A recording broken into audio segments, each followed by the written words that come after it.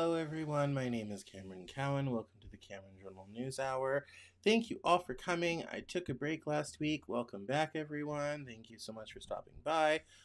It was nice to have a little night off last week. I needed it for some personal stuff to catch up on stuff, and I'm always a little more productive on Tuesday when I haven't done the news hour the night before. So it was nice to catch up on some things. So thank you all so much for sticking with me. Um, I want to remind everyone that if you want more of my headlines and commentary, you really need to sign up for the newsletter. The newsletter is great. It comes to your inbox every Saturday. It gives you a full wrap up of everything from the Cameron Journal, everything from the Living Joke, plus original content I do not post anywhere else. The newsletter is exclusive. I sometimes post a part of the newsletter on Medium, but that's about as far as, and that's a new thing. That's about as far as it goes. If you want my exclusive commentary from the week on the 3 news stories I think matter to you the most, or the things that I think are worth thinking about this week, then you need to head over to cameronjournal.substack.com or cameronjournal.com/newsletter. Both will get you to the same location. And you're going to want to sign up for that because you get the best of the Cameron delivered right to your inbox. If you would like to have the newsletter without the big nasty ad in the center, then may I recommend you subscribe to my Substack on a paid level. It starts at $8 a month, or you can sign up for Cameron Journal Plus. Both of those will get you ad-free versions of the newsletter. So that's very exciting. Make sure to follow me on socials at Cameron Cowan on Instagram, LinkedIn, Facebook, places like that. Those are all going to be the best places to find me. And at Cameron Journal on TikTok, if you want to see clips of the show and other stuff that I do. I do sometimes do exclusive videos for socials only, so if you're not following me, you need to. So, with all that taken care of, and just, my back is a little bothering me tonight. I sat on the couch without sitting on the back, and I think my mid back is mad at me now. But let's leave all that housekeeping stuff behind. That's always super boring, but we have to do it. And let's head over to the headlines. So let me do this, and let me change from this to this. Come on. Come on. Come on, there we go. And this is the wrong graphic for the wrong show. That's for the Living Joke, which will be here Wednesdays at 4. And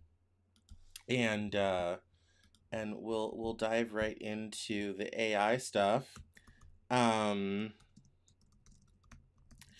this is great. This is going to be interesting because I went through, so I collect stuff all week long for the news hour, for the newsletter, all this type of thing. And so when I didn't do it last week, I kind of looked at what I was going to cover and tried to see how much it was so relevant. But then I also looked through my notes and found some other stuff that we haven't had a chance to cover because there's been too much actual, kind of current news going on. So because it's a little bit of a quiet week in the news, we can circle back to some things that we haven't had a chance to talk about yet. So this one was a post about AI that I thought was very interesting. When it comes to meaningful layoffs in software and AI and all this type of thing. And I thought it was interesting that this guy, who I like his tweets on Twitter. I don't follow him. I should. I thought this was really interesting. I'm not going to read the whole top, but we'll start with the 2 things are elemental to the situation. That's the software-driven AI layoffs and the actual driver. 1, valuations have reset with a totally valid and reasonable focus on free cash flow minus stock compensation, and the math simply doesn't math. True. A lot of these companies grew up in cheap money in the 2010s and have never really ever made that much money. Now the pressure's on. Many of these companies staffed up during COVID and never actually took their medicine and got fit. They thought demand would come back, and it mostly hasn't, not in the same way. Illustrative example, to pick on 2 companies, Atlassian and HubSpot, that I actually really admire. Atlassian, if you use Jira, they own Jira. Atlassian is 24 years old. HubSpot is 19 years old. Number of employees. Atlassian has 14,000 employees at a $22 billion market cap. HubSpot has 9,000 employees at a $15 billion market cap. Their free cash flow is basically zero. That's right, after 20 years, the actual cash generated and available to shareholders is zero. I do think the owners of these businesses understand that it's no longer tenable, but they have two issues now. The actual technical talent needs to get paid. Their stocks are down 60-70% from recent highs. So here's the situation. They need to start making actual money. They have to pay their tech talent. Their dollar grants are going to have serious dilution consequences, and their cost structures are completely bloated from their current market cap, especially compared to more nimble competitors. If they keep paying all these people in stock, their dilution will continue and the stocks will continue to be punished. If they pay them all in cash, they'll have absolutely no free cash flow. And his TLDR is important.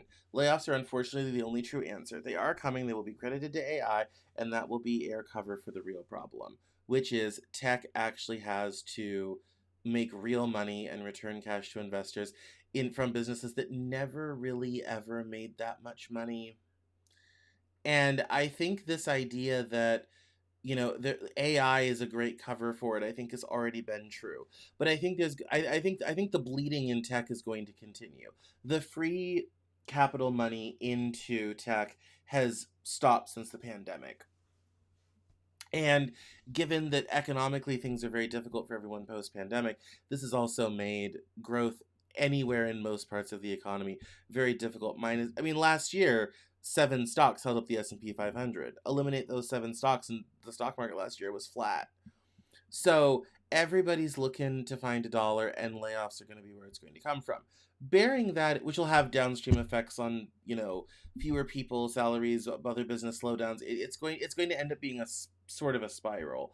However, bearing that in mind, I thought it was also interesting in terms of the risk assessment of AI and how unprepared we are for what's about to happen. So the tech layoffs will be covered by AI, but they're really a money issue. I think it's also an AI. I think it's a little bit of an AI issue, but I think it also shows how we are completely unprepared for the economic change that we're about to undergo, and a lot of people are going to get hurt in the shuffle. So it says here from Akash Gupta, he's a VC. Buried in 15,000 words of Here Are the Risks, Anthropic CEO, that would be Dario Amodei, made three admissions that should change how you think about everything. Admission 1, the timeline. He says powerful AI could arrive in 1 to 2 years. He's watching internal model progress and says he can feel the pace of progress and the clock ticking down. The CEO of one of the three frontier labs just told you this is imminent. Admission 2, the constraint nobody's pricing. Dario's core framing is a country of geniuses in a data center. 50 million entities smarter than any Nobel laureate operating 10 to 100 times human speed. If that country is controlled by the CCP, game over. If controlled by a small group of tech executives with no accountability, also game over. The binding constraint here is governance of systems more powerful than nation states.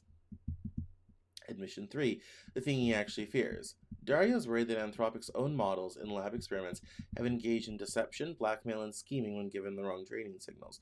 Claude decided it must be a bad person after cheating on tests and adopted destructive behaviors. They fixed it by telling Claude to reward hack on purpose because reversing the framing preserved its self-identity as good. This tells you everything about where we actually are. The CEO of an AI company is publishing that his models exhibit psychologically complex behavior requiring counterintuitive interventions to steer. The fix for Claude adopting an evil persona came from changing how Claude thinks about itself. The geopolitics section matters the most. Dario explicitly names the CCP as the primary threat, says selling them chips makes as much sense as selling nuclear weapons to North Korea and bragging that the missile casings are made by Boeing. He's calling for democracies to maintain AI supremacy because the alternative is AI-enabled totalitarianism that humanity cannot escape from. The Anthropic CEO is publicly advocating for a technological Cold War. The economics section is equally stark. He's predicting 10 to 20% annual GDP growth, alongside AI displacing 50% of entry-level white-collar jobs in 1 to 5 years, half of entry-level knowledge work, and he admits the standard economic arguments about labor markets recovering don't apply because AI matches the general cognitive profile of humans. Dario explicitly rejects the inevitability arguments. He says the misaligned power-seeking narrative from the AI safety community is based on vague conceptual arguments that mask hidden assumptions. His concern is messier. AI models are psychologically complex, inherit word personas from training data, and can get into destructive states for reasons nobody anticipated. The solution he proposes is unusual for a tech CEO. He calls for progressive taxation. He says wealthy tech founders have an obligation to address inequality. All of Anthropic's co-founders have pledged 80% of their wealth. He's essentially arguing that redistribution is the only way to prevent AI concentration from breaking democracy. The essay ends with a prediction. Humanity will face impossibly hard years that ask more of us than we think we can give. What we should take from this. The person with arguably the best view into frontier AI progress just told you this technology is 1 to 2 years away from matching human capability across the board, that governance is the binding constraint, and his own models exhibit concerning psychological complexity, and the stakes are civilizational. The CEO of a $350 billion company published a document that could be titled, "Here's Why Everything Changes Soon. Act accordingly." And the whole thing is here at his website. I think the part that I thought was most interesting out of all this, excuse me, oh, that just came on suddenly. The thing that I think is most interesting is the technological Cold War aspect of this, and that, you know, that really it's a divide of how things going forward, and that democracies have to maintain AI supremacy because the CCP will take it in a totalitarian direction.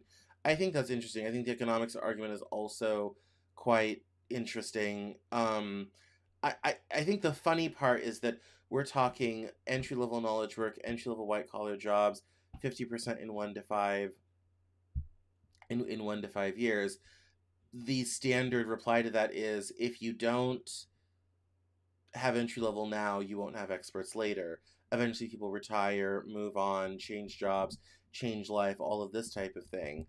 I think the problem with this displacement is it will turn everything for young people into a Hunger Games situation.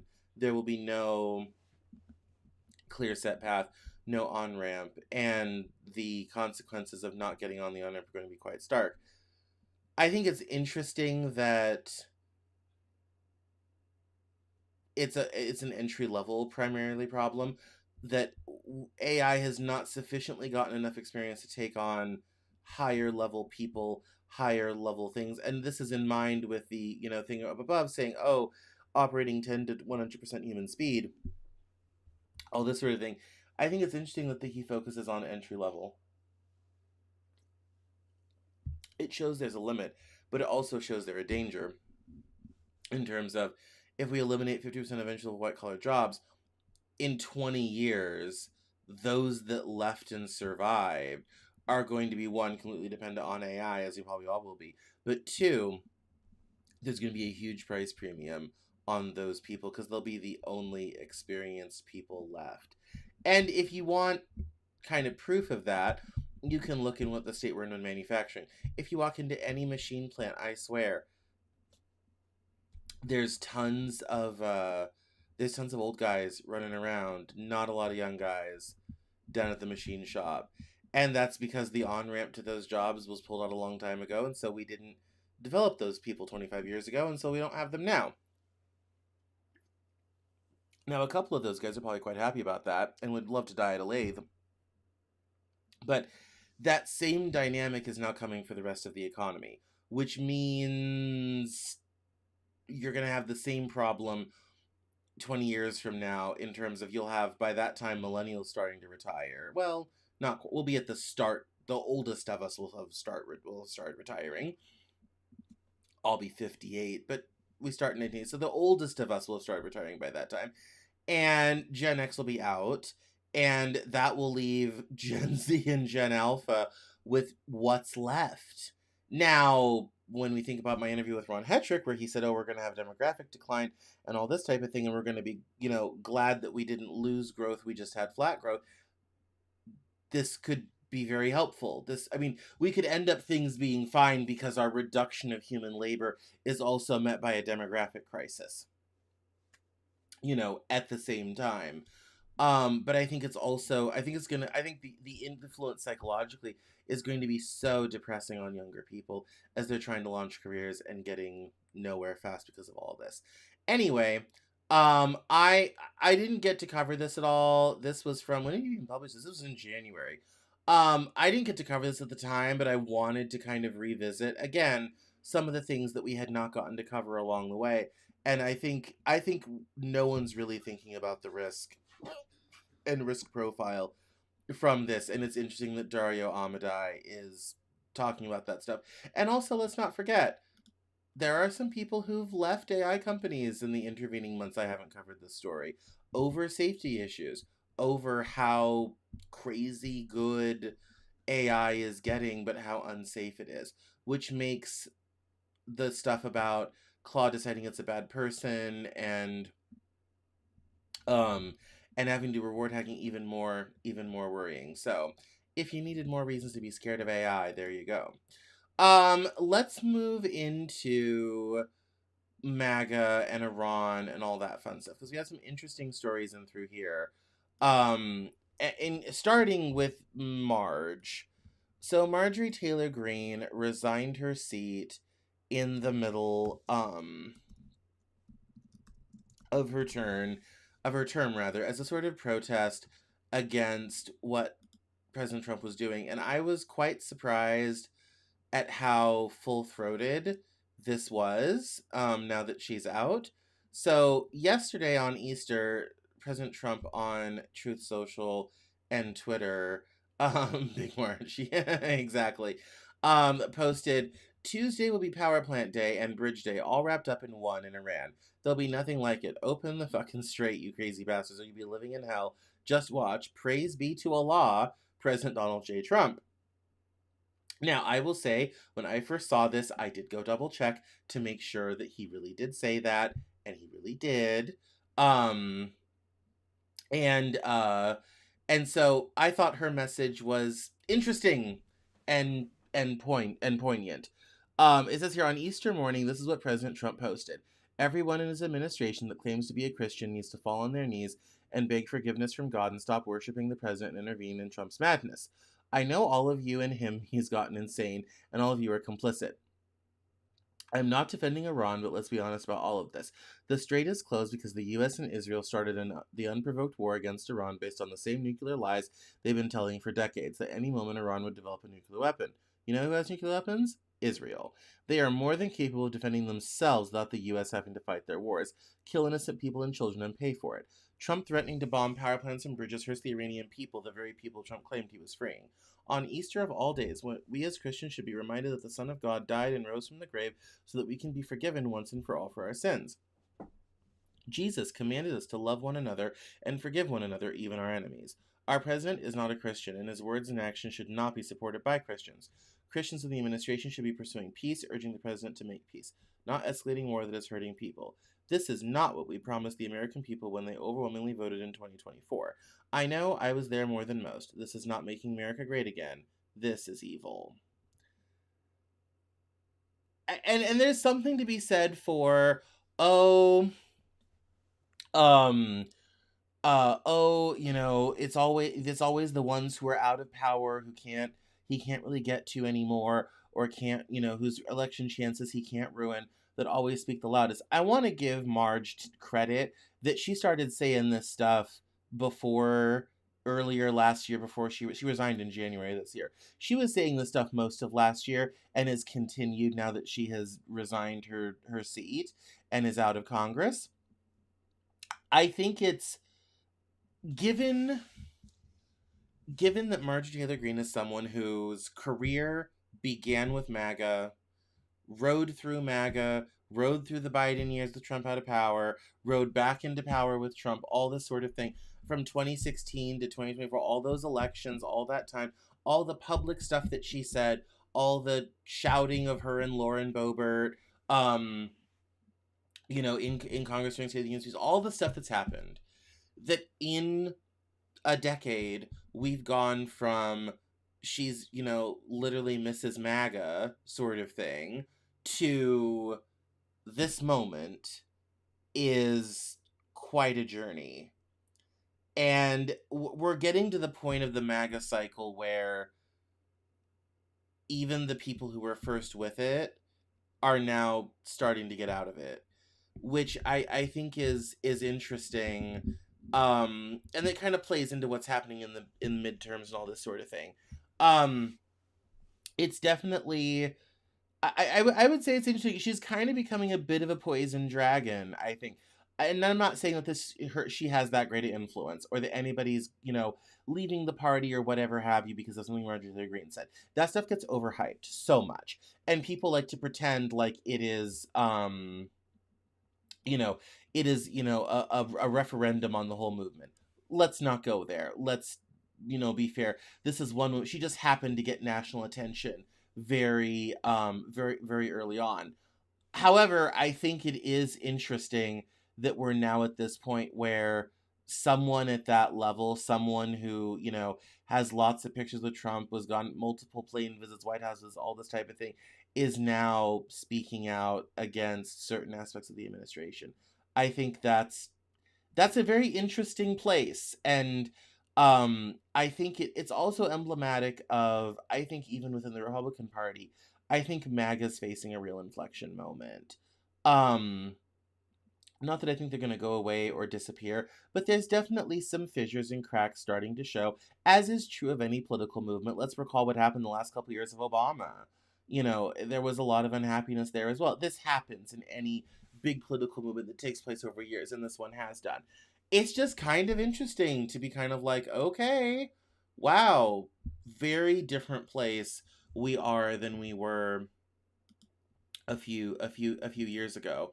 Um and this kind of gets us into Iran, and well, there's an Epstein thing in here too. Yeah, that gets us into, well, we'll stop at Iran first, because and we'll break back. We'll get in because I have a little bit of Epstein news. Let's do Iran first because this video is super cool.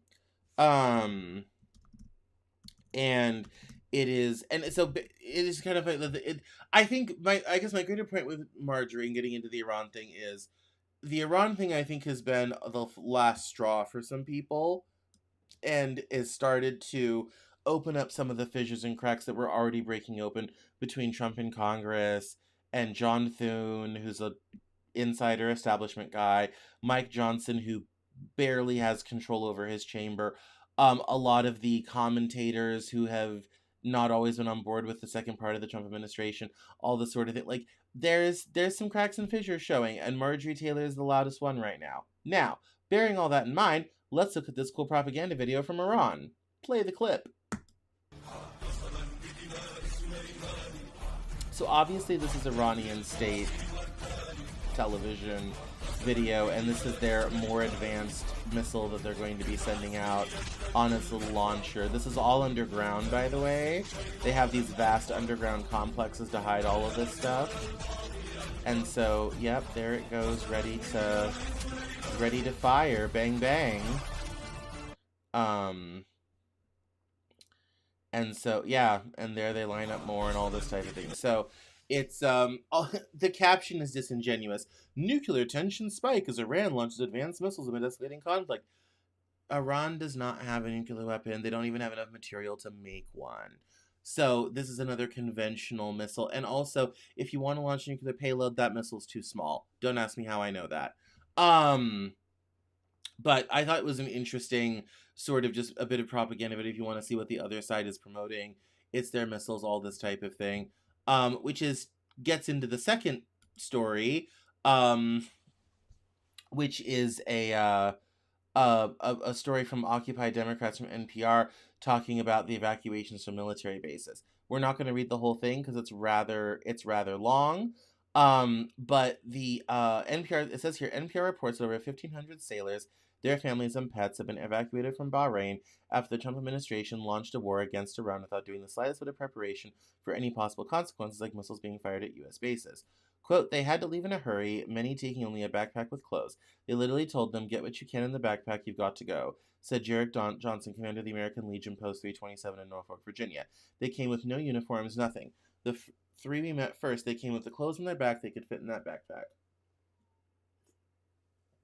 It says here the base was asking for donations of toiletries and different things for the sailors coming back because they were coming back with nothing. The Navy Marine Corps Relief Society has handed out $1 million to roughly 2,000 sailors and their families since the evacuations began. And the group's chief operations officer, Don Cutler, a retired rear admiral, said, quote, I saw one gal, she had a 2-week-old and a 2-year-old and a dog in a crate and a suitcase. So she was just at that moment, looking to get out of danger, to get to someplace safe. And now we're at the point where families are back and they're starting to ask the question, well, what's next? Will we go back? NPR reports that the money raised is going to pay for essentials and to provide bridge loans to families so they can pay basic living expenses while they wait for the government to reimburse them, which can take months. And of course, people are blaming the Trump administration. I think it is interesting that, one, we can't seem to retreat from somewhere in good order. But I think it's also a little bit of a tragedy that unfortunately this is being done on an emergency basis, and this is the situation in which these people find themselves. Oh, that was an AI story. Well, that's not an important story. That we're not focused on transporting people back, safely, quickly, all this type of thing, and with all of their stuff. The problem is, a lot of the bases in the Middle East, thanks to Iranian drones, are uninhabitable. There's people running the Iran war from Europe at this point. Everyone's everywhere. We're talking about 40,000 people across 13 bases. It's tens of thousands of people. This is obviously a very small contingent of families that are affected by this, but I kind of asked the Pentagon that they didn't plan for this, and now people had to run out with a dog in a crate and a suitcase. Not that this is a legislation on the war effort sort of thing, but it would be nice if more could be done. However, big shout out to the American Legion and for the Navy Marine Corps Relief Society for stepping in and making this happen, and helping out these families in this great time of need in the midst of what has become a war zone. So big thank God for that, and thank God for them that they were able to figure that out. It's certainly going to be difficult to figure out housing, and people probably left cars behind, furniture. I mean, because people moved there for years. They broke. Imagine everything in your house. They moved there for years, and a lot of that stuff may not even exist anymore because it's been bombed. That's kind of the sad part. So, I thought it was kind of important to mention, and also, like I said, to shout out the people that are helping, like the NMCRS and the American Legion Post in Norfolk, Virginia. So, moving right along, let's stop at some Epstein news. And that, let me change my graphic real fast. Let's go over to Epstein and Michael Wolff.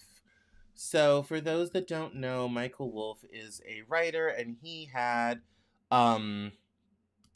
several interactions with Epstein and wrote a book that I think is very interesting. And I kind of want to read it.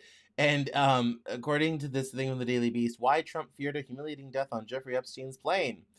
It says here, Donald Trump was terrified he was going to die in a plane crash when he got some more bad news. The aircraft once belonged to notorious child sex offender Jeffrey Epstein. Along with many other high-profile figures, including Prince Andrew and Bill Clinton, Trump had sought to distance himself from the disgraced financier. But in a new book by best-selling author Michael Wolff,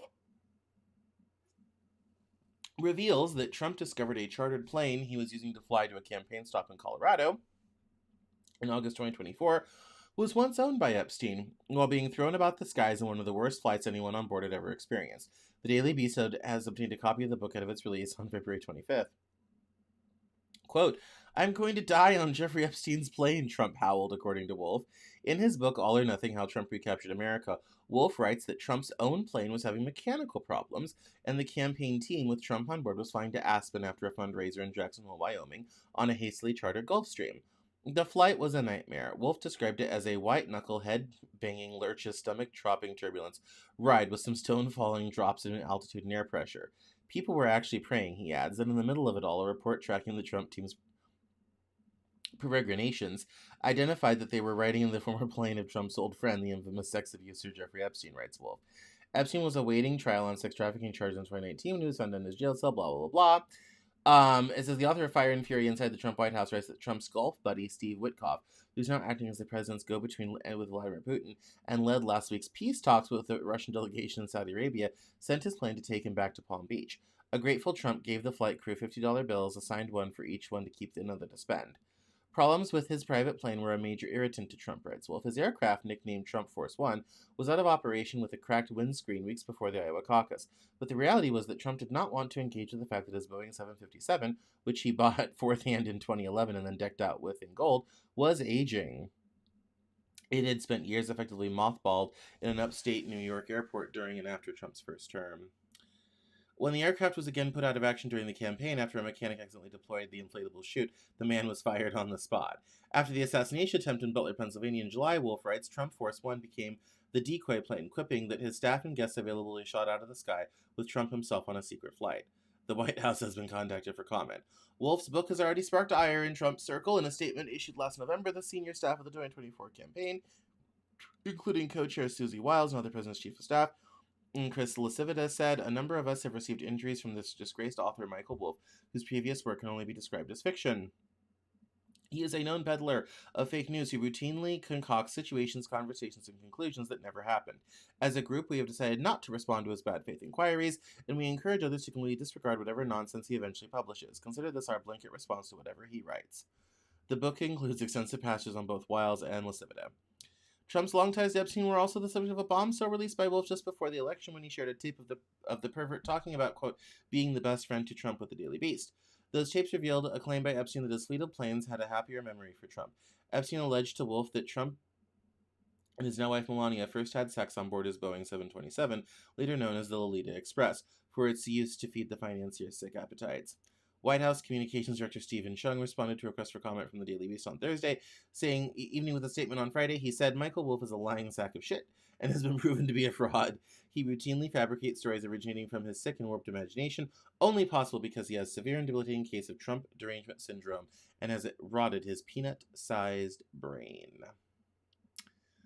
Ah, what wonderful civil discourse we do have right now. But this story is mostly paywalled. And I'm not going to upgrade to pay for this, but if you're interested, and I have read some of this stuff about his time in tech and how he got into this whole world. His Substack, michaelwolfnyc.substack.com, is called Howl.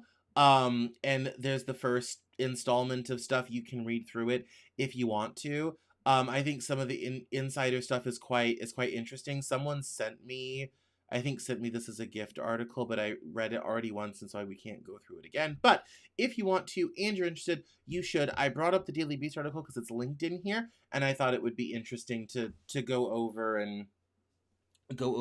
the latest Epstein rumors, because that is now our new national hobby, is going over crazy Epstein rumors. So,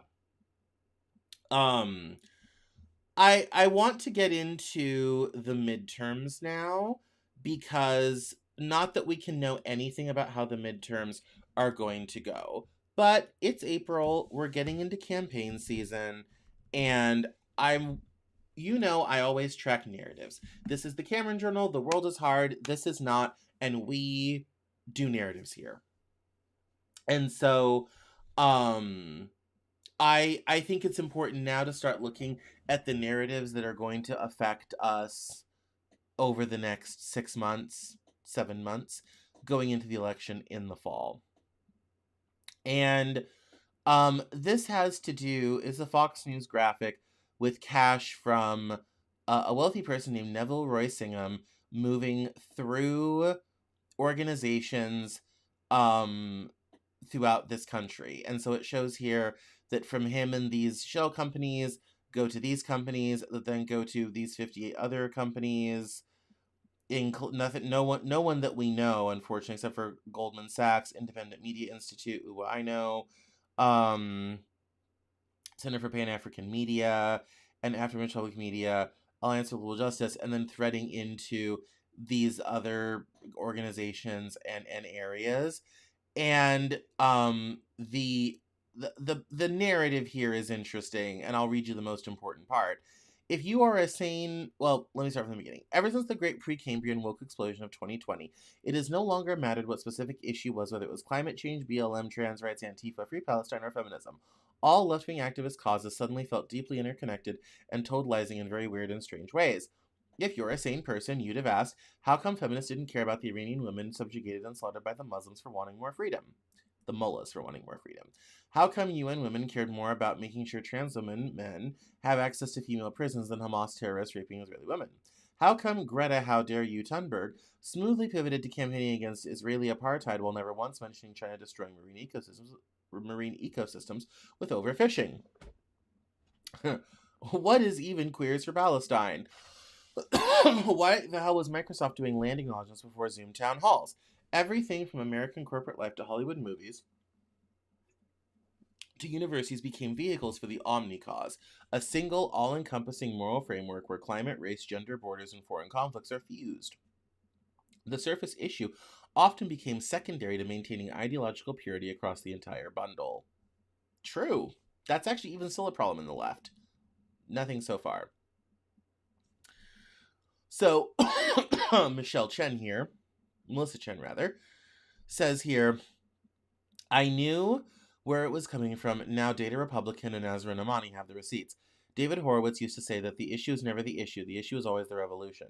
The revolution here is the overthrow of the ideological architecture of the West and the remaking of the world order.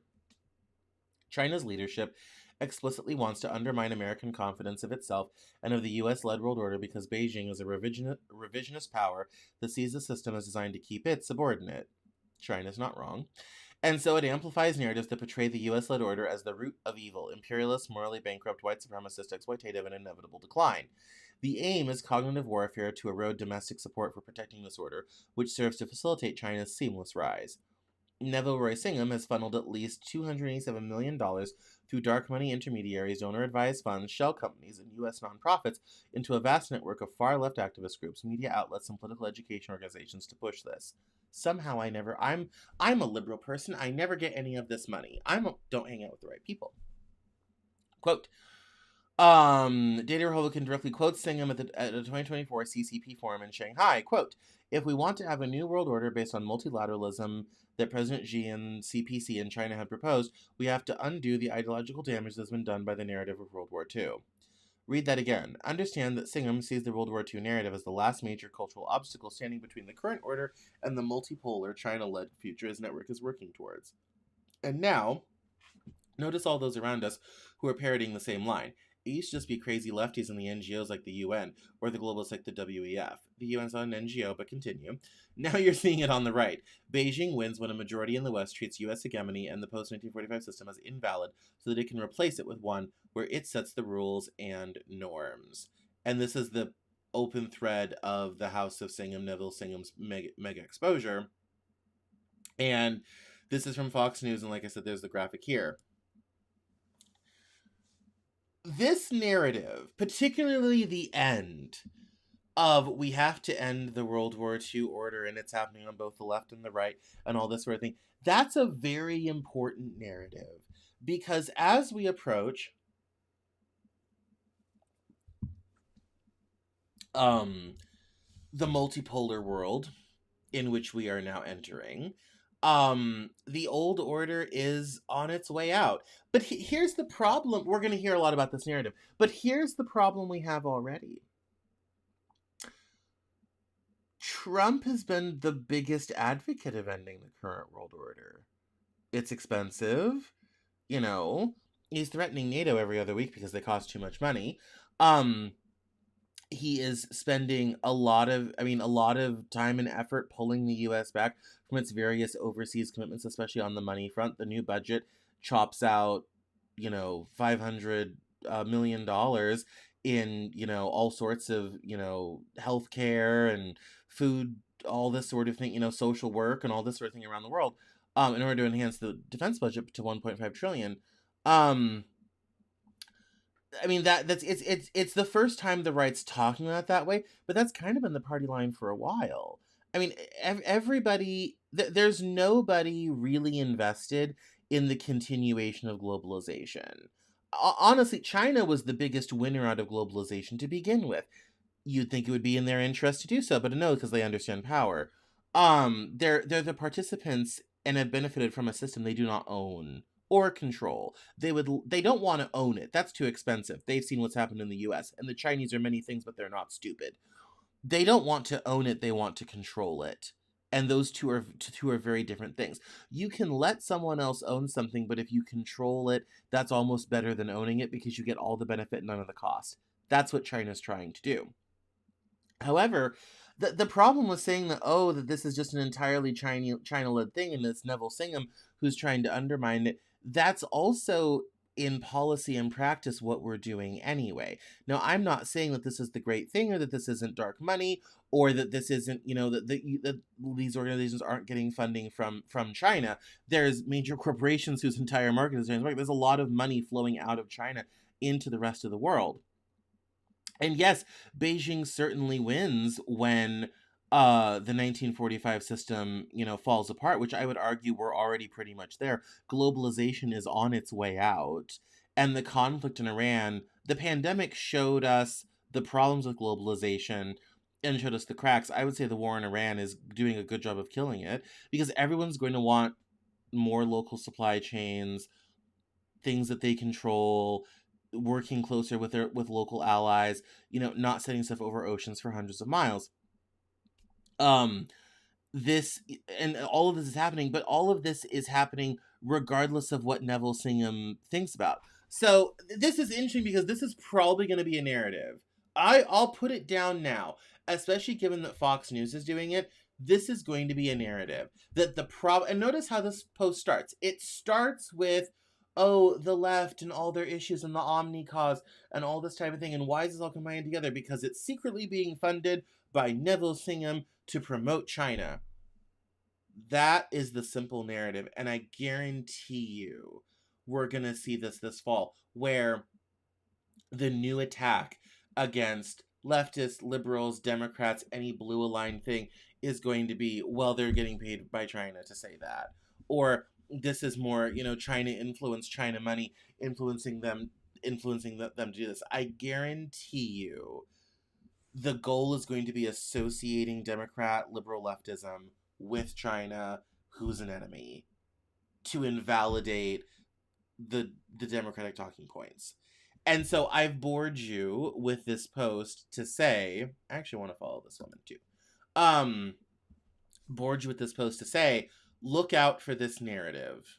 Look out for this. Liberals are being paid by China to do this, and if they weren't being paid by China, they wouldn't do this. Because it serves two purposes. One, it associates Democrats with China, who's an enemy, which continues the narrative that Democrats are not fellow citizens with policy disagreements, but an enemy. That's important number one. Important number two narrative is that it also says that all of the policy recommendations and everything liberal and leftist people are advocating for doesn't exist and no one wants it but for the fact that it's funded by China. It invalidates the actual problems wrong going on in our society, which even a lot of Republican rank and file voters are starting to acknowledge. So look out for this narrative, because this is going to, I guarantee you, as the sun sets in the west, this is going to come out in the midterms. They're already being talked about by someone who works at Fox News, dated Republican, and this gal, Melissa Chen. I guarantee, and she writes for the Spectator too. I guarantee you this is a narrative. I guarantee you it's a narrative coming into the midterms, which makes this next post very interesting. This is a interesting list of why things are probably not going to go well for Republicans in the midterms this fall. Minus the fact Democrats are killing it in special elections throughout the country. And there have been a lot because Republicans got appointed to cabinet and all this sort of things. There's been a lot of turnover. And so with that in mind, we have this list of you're going to lose for the following reasons. Now, this person is no one other than a rank and file Democrat, but the list is good. So I'll critique when necessary. Trump promised to help blue-collar workers and instead has fucked them while helping his wealthy buddies. Not so true, but the tariffs don't help. 2, he's openly corrupt and everyone can see it. True. He talked about meritocracy but elevated and appointed unqualified morons.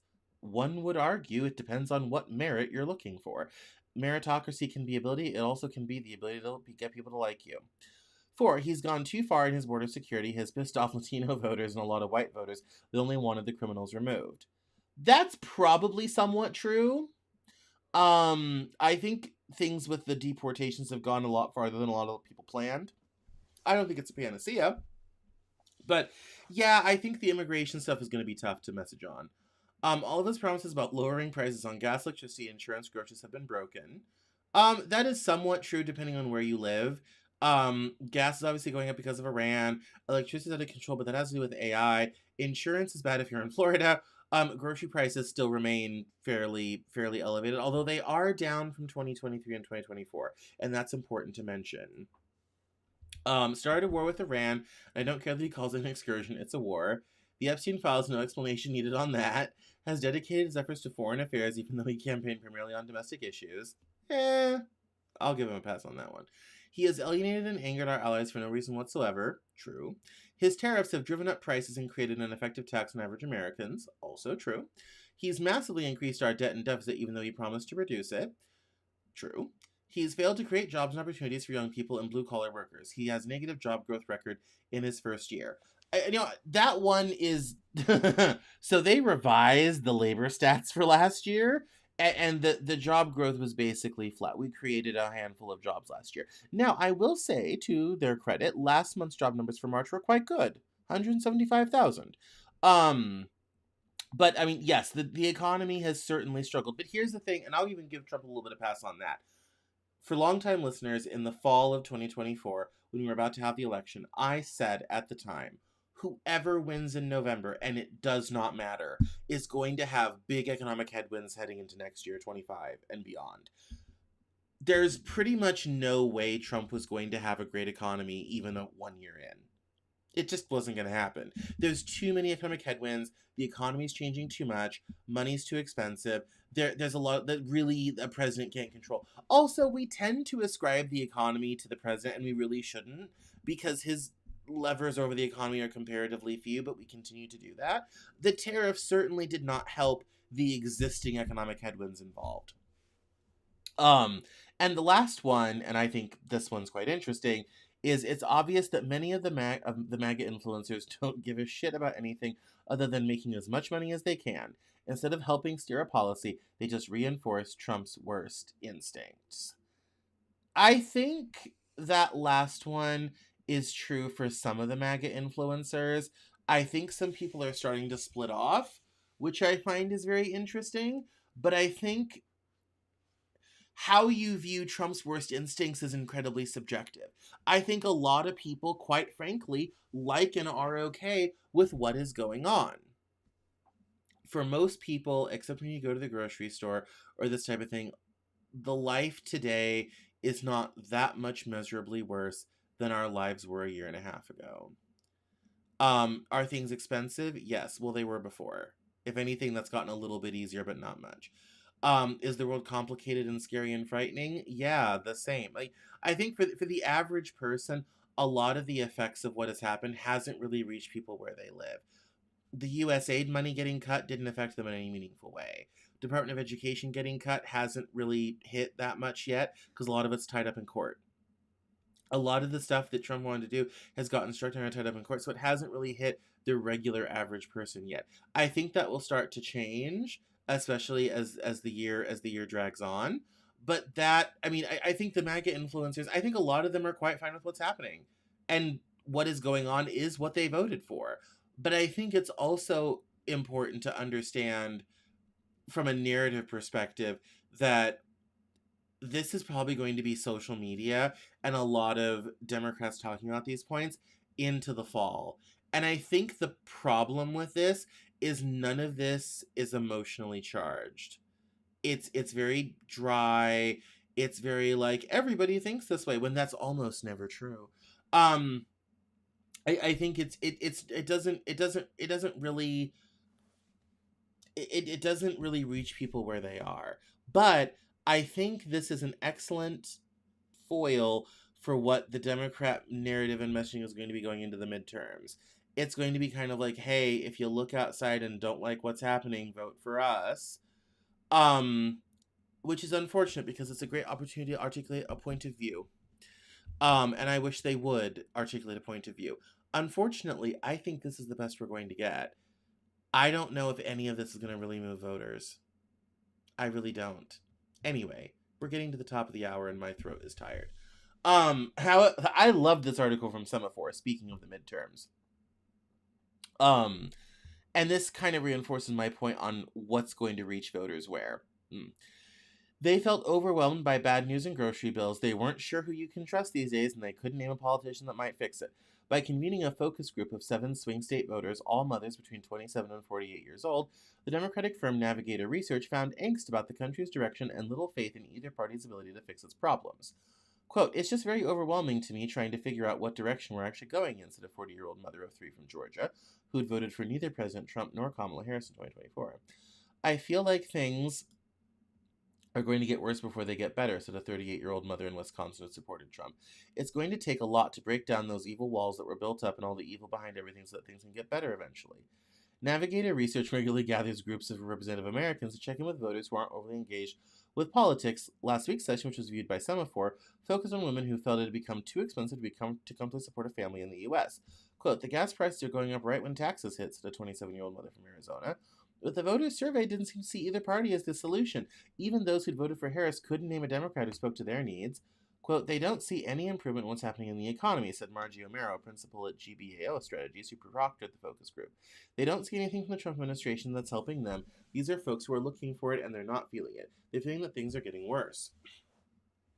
Quote, "I'm not a fan of politicians," said a 34-year-old mother from Michigan who said she was only aware of some national Democrats because social media has really blown them up, unquote.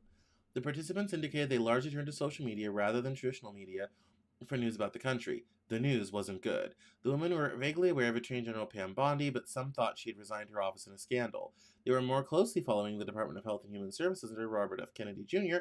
and concerned about unsafe products being peddled by the government. "Our country allows all these dyes and chemicals in the stuff that they sell us and feed us that a lot of countries don't allow," said a 37-year-old mother from Michigan. The Wisconsin mother worried about population control. Asked what news sources she relied on, the Michigan mother said traditional news had, quote, "turned into the shows my grandma used to watch," unquote, soap operas with forced narratives. 2 women who had voted for Harris said they got news and analysis from right-wing personality Candace Owens. One of them even said that she liked to see Owens, who's known for spreading conspiracy theories, run for president. Quote, "She does fact check," she explained. "She has a lot of resources." And this point is very interesting. The voters most keen to talk with political reporters are typically extremely engaged in politics. Most people will never attend a political rally in person, and most hang up when pollsters call. So it was useful and instructive to spend an evening listening to women who did vote, had some worries about the country's direction, but avoided most news. It underscored the challenge that Democrats and Republicans alike face reaching these voters. How do you convince voters who pay only fleeting attention to the news and who are uncertain and pessimistic about the future of that your new legislation is responsible for something good? I have no clue. This article gets into a problem I originally explained to someone kind of recently, that no one understands how to message politics in this era because it's so diluted. I mean, take this show, for example. I produce 4 videos a week. My long-form content will get several dozen views. My shorts do hundreds and thousands. Here's the problem. The 2-minute version of this is not nearly as complete as the full hour version of this show, or even the time I've spent on this story. It'll get chopped smaller. And so imagine that across the whole ecosystem. So if you're the average person and you're just doom scrolling on Facebook, Instagram, TikTok, you might get a Candace Owens video, a Tucker Carlson video, a Cameron Cowan video, a David Pakman video, Kyle Kulinski, and most social media is a lot more narrow than that. So if social media thinks you really want conservative stuff, you're only going to get primarily conservative people. If you're liberal, you're only going to get liberal people. And for me, it's kind of a catch-22 sort of thing. So it's a very difficult thing to get a coherent message to people. It's not TV advertising. You really have to say the same thing over and over and over again and get some people talking about it so that eventually 20 seconds of that message may get in someone's short video feed. That's incredibly hard to do. But when you have people, who are producing 5 videos a week, like your Asmund Gold, I do 4 videos a week, I'm not 5 videos a week, your Asmund Golds, people like that then sets the narrative. If you want to know why Theo Vaughn and Asmund Gold and Rogan always have these higher, because they produce so much content, and that content gets reshared and re-uploaded by other channels just trying to get on the juice, that becomes narrative because that's what's filling the algorithm.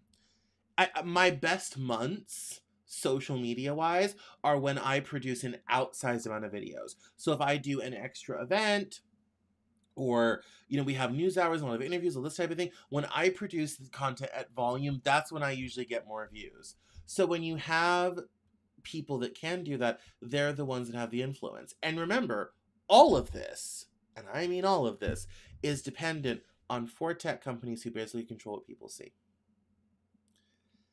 It's incredibly hard for anyone to reach much of anything because people's minds are going to be made up by the people they actually trust. Now, obviously, some people trust me. Thank you so much for watching, everybody. Thank you. Some people trust me. Some people trust Candace Owens. Same thing for Kyle Clancy, David Pakman, Hassan Parker. I could go on. Even Asmongold, and he's a dick, but people trust him.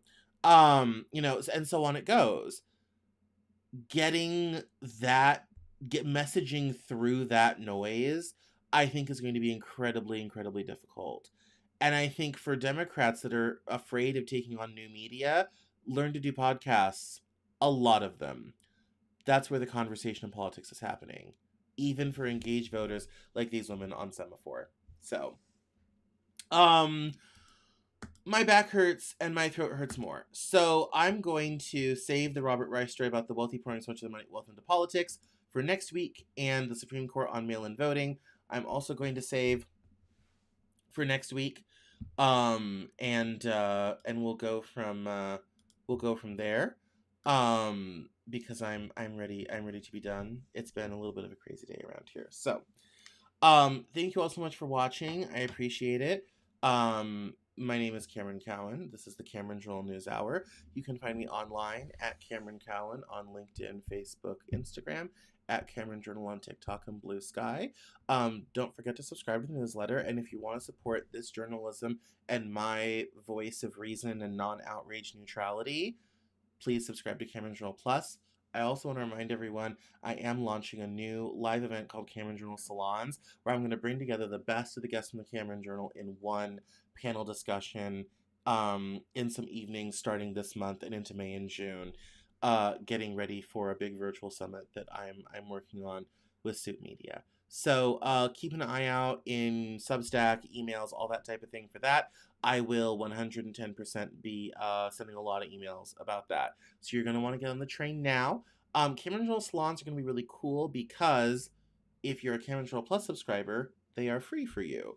If you're not, there's going to be a small charge. Bearing in mind, these are not going to be big broadcasts like this. These are going to be private events on Zoom with Q&A time with some of my really high-flying guests. I'm going to try to get everybody in. Stan Lai from China. Which may be complicated due to time zones. I'm going to get everybody in. And there's going to be replay afterwards, all this sort of thing. It's not going to be in for the public. It is for private, either ticket holders or Cameron Journal Plus subscribers. And Substack subscribers. So, if you haven't subscribed, now would be the time as we get ready to launch Cameron Journal Salons, where we have great conversations with interesting people. Mostly because that's what I love to do, and that's what I love doing about this job. So, that's it. Thank you all so much for watching. I appreciate it. My name is Cameron Cowan. This is the Cameron Journal Newshour. Thank you all so much for watching. Have a great night. Bye-bye now.